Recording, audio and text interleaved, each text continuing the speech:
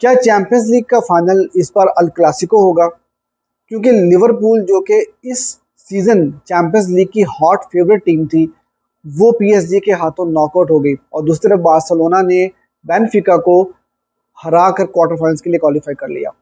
यार इस वीडियो के अंदर हम इन दोनों गेम्स को डिस्कस करेंगे, उसके ऊपर बात करेंगे, लेकिन आपसे ये रिक्वेस्ट है कि अगर अभी तक आपने मेरे यूट्यूब चैनल को सब्सक्राइब नहीं किया तो उसको सब्सक्राइब कर लीजिए और मुझे फेसबुक पे और इंस्टाग्राम पे फॉलो कर लीजिए।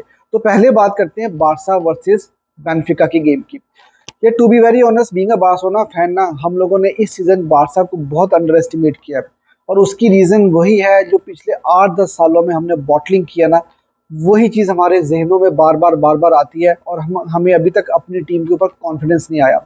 हम लोगों ने लिवरपूल के अगेंस्ट बॉटलिंग की थी, हमने रोमा के अगेंस्ट बॉटलिंग की थी, फिर फ्रैंकफर्ट के अगेंस्ट यूरोपा लीग में हमने बॉटलिंग की थी और पिछले सीजन में हमने पीएसजी के अगेंस्ट जीती हुई टाई जो है वो हार दी थी, जिसकी वजह से हम आज भी अपनी टीम के ऊपर वो कॉन्फिडेंस नहीं दिखा पा रहे जो कि मेरे ख्याल से बार्सिलोना की टीम इस सीज़न में डिज़र्व करती है। हमने इस सीज़न 2 बार ऑलरेडी बेनफिका के अगेंस्ट खेला, दोनों बार लिस्बन जाकर खेला, उनके ग्राउंड में जाकर खेला। मुश्किल गेम्स थी, टाइट गेम्स थी, लेकिन दोनों बार हम डिफरेंट तरीके के साथ टेस्ट हुए थे और हमने दोनों टेस्ट पास किए थे। पहला गेम हमने कमबैक किया था, 77 मिनट तक हम गेम हार रहे थे, उसके बाद हमने कमबैक करके मैच जीता और हम लोगों ने ग्रुप स्टेज में सेकंड जो है वो फिनिश किया था। उसके बाद हम लोग नॉकआउट राउंड के अंदर पहली लेग के अंदर 20th मिनट के बाद हम लोगों को एक रेड कार्ड मिल जाता है और उसके बाद 70 मिनट तक हम लोगों को वन मैन डाउन खेलना होता है, लेकिन हम फिर भी 1-0 के साथ जीत कर आते हैं। तो जब ये दोनों गेम्स हमने अच्छे से खेल ली, इससे पहले हमने बायर्न को भी हराया, हमने अल क्लासिको भी हराए, तो फिर भी मतलब हमारे दिलों को जो है ना कहीं एक खटका लगा हुआ है कि यार शायद बार्सिलोना कहीं बॉटल ना कर दे। आज की गेम के लिए हम लोग फेवरेट थे और आज हमने खेला भी उसी तरह से, एक कंप्लीट गेम था। मैंने कल जब प्रीव्यू बनाया था तो उसमें मैंने आपको बताया था कि बार्सिलोना ये गेम 3-1 के साथ जीतेगी और एग्जैक्टली सेम जो है वो स्कोर लाइन हमें देखने को मिली। लेकिन फिर भी कहीं ना कहीं हमें वो कॉन्फिडेंस नहीं आता, हम लोगों को डर लगा रहता है और शायद ये डर तब खत्म होगा जब हम लोग 6th टाइटल चैंपियंस लीग का जीतेंगे। उसके बाद शायद ये फीलिंग आएगी कि यार नहीं, अब बार्सिलोना जो है ना वो उस मेंटल ब्लॉक से बाहर आ चुकी है और अब हम जो है वो बॉटलिंग वाली जॉब दोबारा नहीं करेंगे। तो तभी शायद मेरे ख्याल से हमें अपनी टीम के ऊपर ट्रस्ट होगा। यार आज जो लाइनअप खेली थी वो सेम लाइनअप थी जो मैंने कल अपनी वीडियो के अंदर प्रिडिक्ट की थी, उसमें एक भी चेंज नहीं था और आज हम लोगों ने एक बहुत ही डोमिनेटिंग फुटबॉल खेल के दिखाई है। हमारा डिफेंस हो रॉक सॉलिड, हमारी मिडफील्ड मक्खन की तरह खेल रही थी। उसके बाद हमारा जो अटैक था उसने भी बहुत सारे चांसेस क्रिएट किए। सिवाय मेरे ख्याल में लेवेंडोस्की के पूरी टीम ने बहुत अच्छी फुटबॉल खेली और मुझे जो दुख है ना इस गेम में वो यही है कि लेवेंडोस्की का अगर गोल आ जाता तो शायद जो उनका कॉन्फिडेंस थोड़ा सा डाउन हुआ है वो कॉन्फिडेंस वापस आ जाता और उनकी फॉर्म भी वापस आ जाती। तो खैर, पहले मैं तारीफ करना चाहूँगा लामीन यमाल की। एक तो उनका भी काफ़ी टाइम से गोल ड्राउट चल रहा था, गोल उनका आ नहीं रहा था, काफ़ी फ्रस्ट्रेटेड नज़र आ रहे थे और ओवरडू करने की कोशिश कर रहे थे रिसेंट गेम्स में। आज जो उन्होंने गोल स्कोर कर दिया मतलब बैंगर था और जिस तरह जूलियन अल्वारेस ने पिछले वीक गोल स्कोर किया था रियल मैड्रिड के अगेंस्ट, ऑलमोस्ट उसी तरह का ये गोल था और क्लासिक किस्म का गोल था। और लामीन यमाल चैंपियंस लीग की हिस्ट्री में सबसे यंगेस्ट प्लेयर बन चुके हैं जिन्होंने एक ही गेम में गोल भी स्कोर किया और असिस्ट भी किया। तो यार ला मासिया को सल्यूट करना पड़ेगा कि उन्होंने हमें क्या कमाल किस्म का टैलेंट जो है वो प्रोड्यूस करके दिया है। उसके बाद मैं रफीनिया की तारीफ करना चाहूँगा कि इस सीज़न में जब जब ज़रूरत पड़ी है, जब जब बड़ी गेम आई है, ये बंदे ने हमेशा स्टेप अप किया है और हमेशा जो है वो परफॉर्म किया है, चाहे अल क्लासिको हो, चाहे बायर्न म्यूनिख वाली गेम हो। और ये वही ब्राज़ीलियन है जिसको पिछले सीज़न में बारसा फैंस की तरफ से बहुत सारी गालियाँ पड़ी थी और कहा जा रहा था कि ये फेक ब्राज़ीलियन है और आज ये बंदा जो है बैलोन डोर की रेस की में सबसे आगे है, क्योंकि मोहम्मद सलाह तो ऑलरेडी नॉकआउट हो चुके हैं चैंपियंस लीग से। और अगर मैं नंबर्स की बात करता हूं तो रफीनिया के नंबर्स 42 गेम्स उन्होंने इस सीज़न में अभी तक खेली हैं, 27 गोल्स उन्होंने स्कोर किए और 17 असिस्ट वो ऑलरेडी कर चुके हैं। तो अगर गोल्स की और असिस्ट की बात की जाए तो लेवेंडोस्की और रफीनिया जो है वो आपको टॉप ऑफ द टेबल नजर आएंगे, चाहे वो ला लीगा हो चाहे वो चैंपियंस लीग हो। अब देखना ये होगा कि क्या बार्सिलोना ला लीगा और चैंपियंस लीग जीत पाती है कि नहीं, क्योंकि अगर बारसा ने ये दो ट्रॉफीज उठा ली इस सीजन में तो लेवेंडोस्की और रफीनिया इन दोनों में से किसी एक को बैलोन डोर तो पक्का मिलेगा मिलेगा।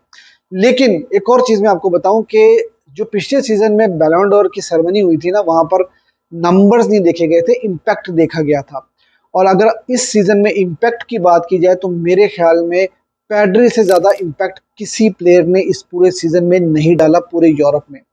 या पैड्री का असिस्ट नहीं होता, पैड्री का गोल नहीं होता, लेकिन पैड्री का इम्पैक्ट सबसे ज्यादा गेम के ऊपर होता है। आज की गेम में भी वो मैन ऑफ द मैच थे, पिछली लेग जो फर्स्ट लेग थी बेंफिका वाली उसमें भी वो मैन ऑफ द मैच थे। और भाई एक आपको मजे की बात ये बताता हूँ कि पैड्री ने ये गेम खेला ही नहीं, फिर भी वो मैन ऑफ द मैच थे, क्योंकि मुझे लग रहा था कि पैड्री नहीं खेल रहे, इनिस्टा खेल रहे हैं।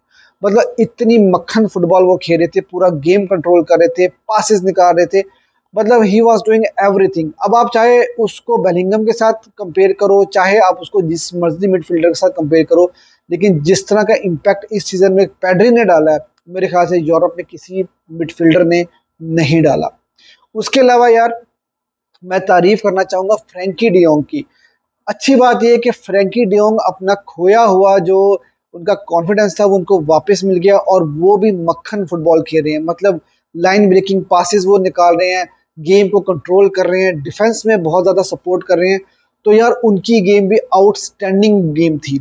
और बारसा की जो ये तीन चार प्लेयर्स मैंने अभी आपको बताए ना, इनके सर के ऊपर बार्सिलोना पूरे यूरोप को इस सीजन में नचा रही है। उसके बाद मैं डिफेंस की बात करना चाहूंगा। डिफेंस में इनिगो मार्टिनेस इस सीजन में मल्दीनी बन के खेल रहे हैं बार्सिलोना के लिए, और अरोहो का बहुत ही रॉक सॉलिड किस्म का डिफेंस था। वो जो गोल हमने खाया ना, वहां पे थोड़े से अरोहो मतलब मेरे ख्याल से कंसंट्रेट नहीं कर पाए, जिसकी वजह से हमें गोल पड़ गया। अदरवाइज पूरा गेम हमारा बहुत अच्छे से साथ मैनेज हुआ था।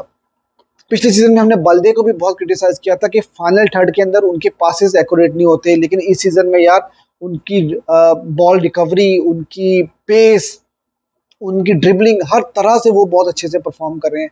तो यार बल्दे भी बहुत इंप्रूव प्लेयर इस सीजन में आपको नजर आए हैं, और ये सारा का सारा क्रेडिट जाता है हांसी फ्लिक को। यार शुरू में हम लोगों ने गोल स्कोर कर दिया, उसके 2 मिनट के बाद ही 1-1 गेम हो जाता है। लग रहा था कि ये गेम थोड़ा फंस के चलेगा, लेकिन बारसा ने बहुत अच्छे से डोमिनेट किया इस गेम को, और बारसा ने पहले हाफ में ही इस गेम को किल कर दिया था। सेकंड हाफ में तो हमने गेम को कंट्रोल किया था, और हम लोगों ने मतलब उस तरह से अटैक या स्कोर करने की जो है वो कोशिश ही नहीं की। अदरवाइज मेरे ख्याल से हम 5-6 गोल आराम से स्कोर कर सकते थे। तो समहाउ हम लोगों ने एक बहुत अच्छा गेम खेला, और अगले राउंड के लिए क्वालिफाई किया। अब देखना होगा कि लील की टीम आती है हमारे अगेंस्ट या डॉर्टमुंड की टीम आती है। अब बात कर लेते हैं भाई लिवरपूल वर्सेस पीएसजी की। यार देखो, अगर इन दोनों लेग्स को उठाकर देखें ना, 180 मिनट्स अगर हम पूरे उठाकर देखें, तो PSG were the better team. वो बिल्कुल बेहतर टीम थी लिवरपूल से। पहले लेग के अंदर लिवरपूल को एलिसन ने बचाया था। मतलब अगर एलिसन ना होते उस गेम के अंदर तो पीएसजी मेरे ख्याल से 5-6 गोल तो मार ही देती। तो वहां पे किसी तरह से बच बचा के लिवरपूल आ गए। और आज की गेम में भी मुझे लगता है आर्न स्लॉट को समझ ही नहीं है कि उनको गेम खेलना कैसे है, गेम को अप्रोच कैसे करना है। और यही वो फर्क था क्लॉप और आर्न स्लॉट का जो आज नजर आया, क्योंकि क्लॉप हैं खोचल किस्म के मैनेजर, और उनको पता है कि उनको किस तरह की फुटबॉल खिलानी है, किस तरह की सिचुएशन में। आर्ने स्लॉट मेरे ख्याल से फर्स्ट टाइम टेस्ट हुए हैं इस तरह की सिचुएशन में। उनको ये समझ नहीं आ रहा था कि उनको डिफेंड करना है, अटैक करना है, क्या करना है, जिसकी वजह से उनकी टीम ने बहुत ही ज्यादा स्ट्रगल की। देखो, ट्रेबल पार्टी जो है वो स्पॉइल कर दी पीएसजी ने। मैं इसी वजह से पीएसजी को फेस नहीं करना चाह रहा था, और मैं चाह रहा था कि हम लोगों को बेनिफिका को खेलना पड़े, पीएसजी को ना खेलना पड़े, क्योंकि पीएसजी का अटैक बहुत ही डेंजरस है। सांप, आई मीन डेम्बले, भाई वो इस सीजन में पागल हुआ पड़ा है। पिछली गेम में भी उसने बहुत अच्छी परफॉर्मेंस दी थी, और आज भी उसने गोल स्कोर कर दिया। और डोनारोमा की जितनी तारीफ की जाए उतनी कम है। डोनारोमा को क्रिटिसाइज किया गया था पिछले लेग के अंदर, और जितने भी प्लेयर्स थे उन्होंने जाके उसको कंसोल किया था और कहा था कि हम अगले राउंड के लिए क्वालिफाई कर देंगे, और उन्होंने करके दिखाया। पेनल्टी शूट आउट में डोनारोमा ने मुझे वही याद दिला दी जो उन्होंने यूरोपियन कप में इटली के लिए किया था अगेंस्ट इंग्लैंड। तो भाई champions league at its peak, अब देखना ये होगा कि क्या एटीएम अपसेट करेगी रियल मैड्रिड को कि नहीं, और क्या अगर रियल मैड्रिड यहाँ से जीतती है तो उनको आगे आर्सेनल खेलना होगा और उसके बाद हो सकता है कि पीएसजी खेलना हो, और क्या हमें अल क्लासिको फाइनल देखने को मिलेगा कि नहीं।